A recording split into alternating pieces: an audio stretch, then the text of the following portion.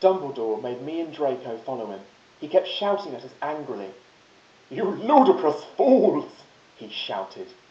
I started to cry, tears of blood down my pallid face. Draco comforted me. When we went back to the castle, Dumbledore took us to Professor Snape and Professor McGonagall, who were both looking very angry. "They were having sexual intercourse in the Forbidden Forest!" he yelled in a furious voice. "Why did you do such a thing, you mediocre dunces?" asked Professor McGonagall. "How dare you?" demanded Professor Snape. And then Draco shrieked, "Because I love her!" Everyone was quiet. Dumbledore and Professor McGonagall still looked mad, but Professor Snape said, "Fine. Very well. You may go up to your rooms." Draco and I went upstairs while the teachers glared at us. "Are you okay, Ebony?" Draco asked me gently. "Yeah, I guess." I lied. I went to the girls' dorm and brushed my teeth and my hair, and changed into a low-cut black floor-length dress with red lace all around it and black high heels. When I came out, Draco was standing in front of the bathroom. He started to sing "I Just Want to Live" by Good Charlotte. I was so flattered, even though he wasn't supposed to be there. We hugged and kissed. After that, we said goodnight, and he reluctantly went back into his room. The next day, I woke up in my coffin. I put on a black miniskirt that was all ripped around the ends, and a matching top with red skulls all over it, and high-heeled boots that were black. I put on 2 pairs of skull earrings, and 2 crosses in my ears. I spray-painted my hair with purple. In the Great Hall, I ate some Count Chocula cereal with blood instead of milk, and a glass of red blood. Suddenly, someone bumped into me, and the blood spilled all over my top. "Bastard!" I shouted angrily. I regretted saying it when I looked up, because I was looking into the pale white face of a Gothic boy with spiky black hair with red streaks in it. He was wearing so much eyeliner that I was going down his face, and he was wearing black lipstick.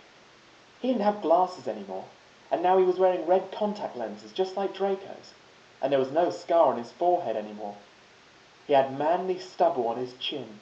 He had a sexy English accent. He looked exactly like Joel Madden. He was so sexy that my body went all hot when I saw him, kind of like an erection, only I'm a girl, so I don't get one, you sicko. "I'm so sorry," he said in a shy voice. "That's all right. What's your name?" I questioned. "My name's Harry Potter, although most people call me Vampire these days," he grumbled. "Why?" I exclaimed. "Because I love the taste of human blood," he giggled. "Well, I am a vampire," I confessed. "Really?" he whimpered. "Yeah!" I roared. We sat down to talk for a while. Then Draco came up behind me and told me he had a surprise for me. So I went away with him. Draco and I held our pale white hands with black nail polish as we went upstairs. I was wearing red Satanist sings on my nails and red nail polish. I waved to Vampire.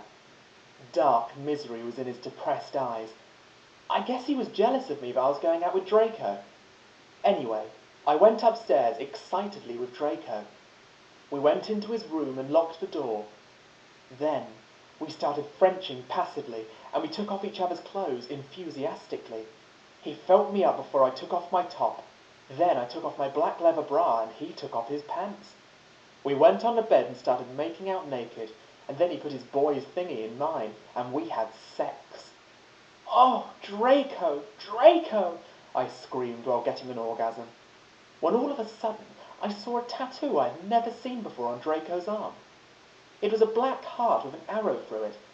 On it, in bloody Gothic writing, were the words, "Vampire." I was so angry. "You bastard!" I shouted angrily, jumping out of the bed. "No, no, but you don't understand," Draco pleaded, but I knew too much. "No, you fucking idiot," I shouted. "You probably have AIDS anyway." I put on my clothes, all huffily, and then stomped out.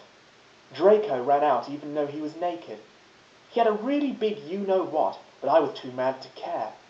I stomped out and did so until I was in Vampire's classroom, where he was having a lesson with Professor Snape and some other people. "Vampire Potter, you motherfucker!" I yelled. Everyone in the class stared at me, and then Draco came into the room, even though he was naked, and started begging me to take him back. "Ebony, it's not what you think," Draco screamed sadly. My friend, Bloody Mary Smith, smiled at me understandingly. She flipped her waist-length gothic black hair and opened her crimson eyes like blood, but she was wearing contact lenses on. She had pale white skin, and she was wearing white makeup. Hermione was kidnapped when she was born. Her real parents are vampires, and one of them is a witch. But Voldemort killed her mother, and her father committed suicide because he was so depressed about it. She still has nightmares about it, and she is very haunted and depressed. It also turns out her real last name is Smith, and not Granger. Since she is converted to Satanism, she is in Slytherin now, not Gryffindor. "What is it that you desire, you ridiculous dimwit?" Snape demeaned angrily in his cold voice. But I ignored him. "Vampire! I can't believe you cheated on me with Draco!" I shouted at him. Everyone gasped. "I don't know why Ebony was so mad at me.